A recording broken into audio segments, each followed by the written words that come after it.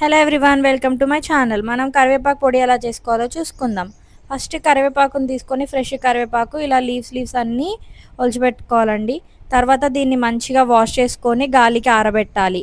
గాలికి ఆరబెట్టిన తర్వాత ఇప్పుడు నెక్స్ట్ ప్యాన్ ఆన్ చేసి ప్యాన్ పెట్టి ప్యాన్లో ధనియాలు కొంచెం ఇవి మధ్యస్థంగా వేగిన తర్వాత సేమ్ క్వాంటిటీ జీలకర్ర కూడా తీసుకోవాలండి.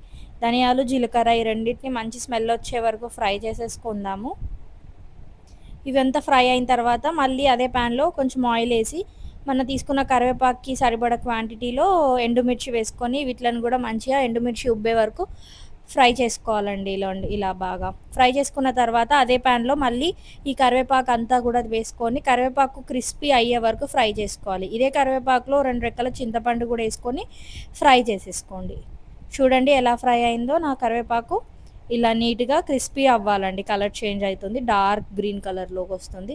తర్వాత మిక్సీ జార్ తీసుకొని ఇందాక మనం వేయించి పెట్టుకున్న ధనియాలు జీలకర్ర ఎండుమిర్చి వీటితో పాటు వీటిలో కొంచెం సాల్ట్ యాడ్ చేసి ఇవి గ్రైండ్ చేసుకోవాలండి. ఇవి మెత్త పౌడర్ అయిపోయిన తర్వాత ఇందులో మళ్ళీ ఇందాక మనం ఫ్రై చేసుకున్న కరివేపాకును కూడా వేసి బాగా గ్రైండ్ చేసుకోవాలండి.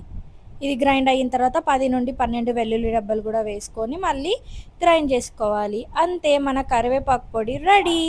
దీన్ని మనం ఇలా బాక్స్లో వేసుకొని 15 to 20 డేస్ వరకు స్టోర్ చేసుకోవచ్చండి. వేడి వేడి అన్నంలో చాలా సూపర్గా ఉంటుంది.